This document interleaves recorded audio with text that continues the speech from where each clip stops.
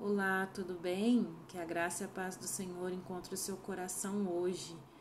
Hoje eu quero falar que mesmo em situações difíceis, que parece que ninguém acredita em você, que ninguém te incentiva a não crer nos teus sonhos, eu quero te dizer, ainda não é o fim.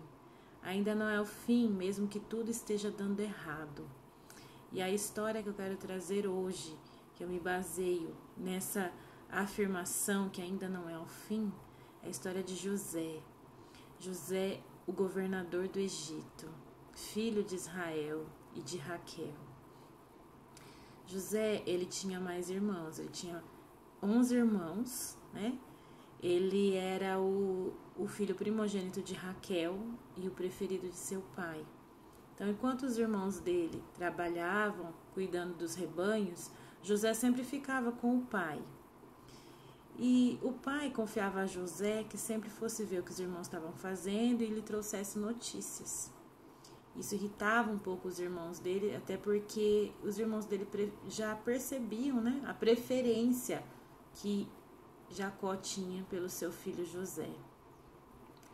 Então, o seu pai também lhe dá uma túnica colorida. A Bíblia não menciona que Israel também tinha mandado fazer mais túnicas. Fala apenas que ele mandou fazer uma túnica especial colorida para o seu filho José. E narra, né, da preferência que ele tinha por esse filho. Então, José era ali um jovem, né? E Deus começou a falar com ele. Deus começou a dar sonhos para ele, né? Em um dos sonhos ele sonhou que eles estavam amarrando trigo e aí o feixe de José se levantou sobre o dos irmãos dele. Depois ele sonhou que o sol, a lua e as estrelas se prostravam em volta dele, né? E quando ele conta os sonhos, isso só serviu para os irmãos dele terem mais ciúmes dele. E Israel ainda considerou aquelas coisas no coração, mas mesmo assim chamou a atenção de José. Que Deus estava falando com ele e ele decidiu compartilhar, né? Não sei se por não entender ou por ter ficado muito animado. Muitas vezes a gente faz isso também. A gente compartilha nossos sonhos, às vezes com o cônjuge, com um amigo, com irmãos, com parentes. E muitas vezes ninguém leva em consideração. Às vezes não dão bola, às vezes sentem inveja, às vezes tiram sarro, nos desencorajam. E foi o que os irmãos de José fizeram com ele. E numa dessas vezes que os irmãos estavam trabalhando, cuidando do rebanho do pai, o pai manda que José vá até eles, veja se está tudo bem e lhe traga notícias. E quando José estava se aproximando, a Bíblia fala que eles já começaram a ficar com raiva e falar dele: lá vem o sonhador, vamos jogá-lo numa cova, vamos matá-lo, vamos sujar as vestes dele com sangue e diremos ao nosso pai que foi às feras do campo. Essa era a vontade do coração da maioria dos irmãos. E Rúben, ele não estava de acordo e falou para jogar o menino no poço, porque a intenção dele era tirá-lo de lá. Porém, ele saiu e quando voltou, o menino não estava mais lá, pois seus irmãos haviam vendido ele para o Egito como escravo. Assim foi a vida de José. No momento que eles colocaram ele no poço, eles arrancaram as vestes dele, amarraram ele, jogaram ele lá. Quanta violência ele já tinha passado. Daí ele foi vendido. Então José tinha tudo para achar que aquilo lá nunca ia acontecer, que era coisa da cabeça dele. Ele certamente não entendia os motivos, né, de tamanha tristeza que ele estava passando.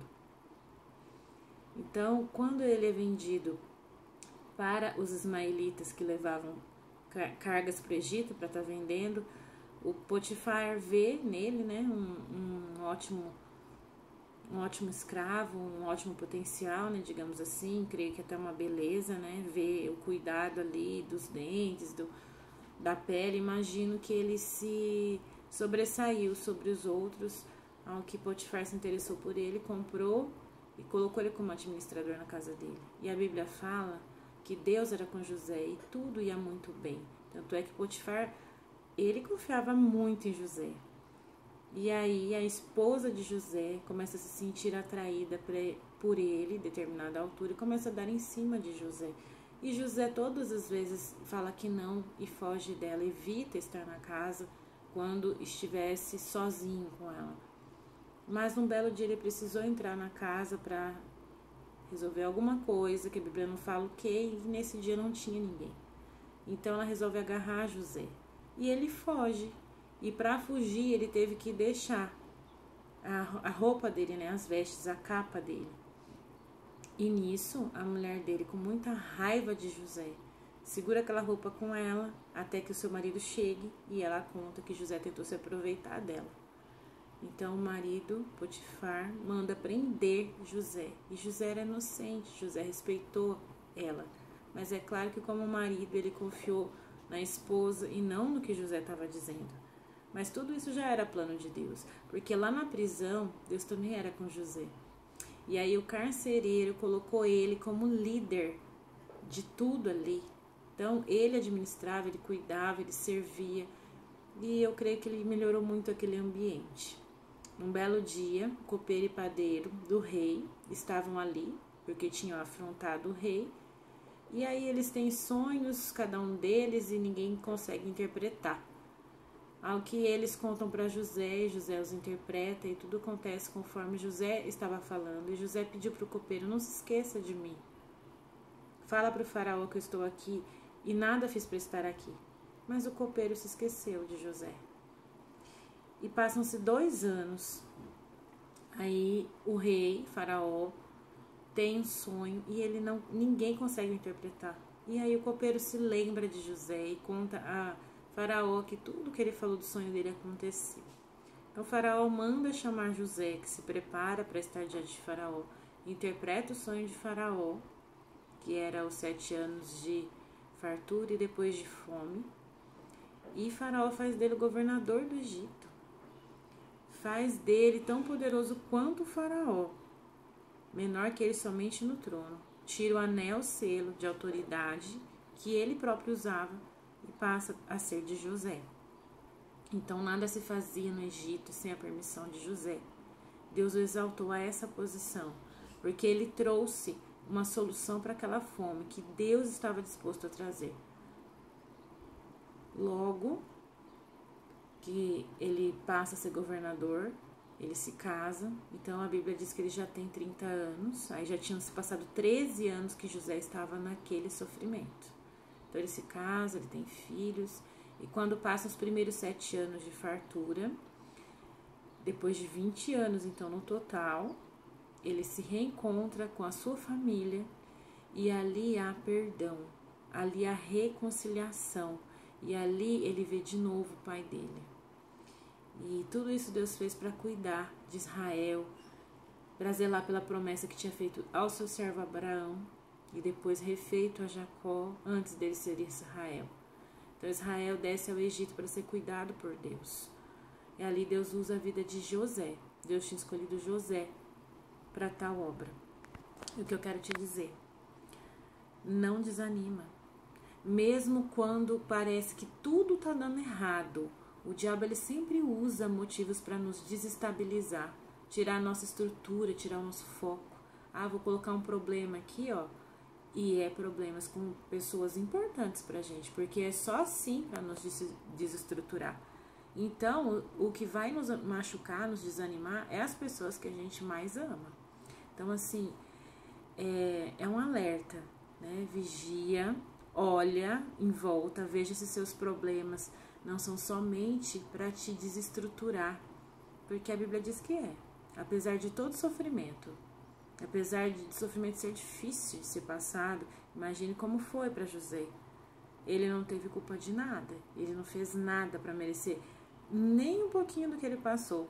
Mas mesmo assim Deus permitiu porque queria levar ele à posição necessária. Ele precisou passar então pela casa de Potifar para ser jogado na prisão, para poder sair de lá pela mão de Faraó. Ele foi exaltado pelo próprio Deus. E aí se cumpre os sonhos dele. E aí a grande restauração. O que eu quero te dizer: o propósito que Deus tem para você, descansa. Por mais que seja difícil, por mais percas que você possa ter, por mais coisas difíceis que você tem que abrir mão,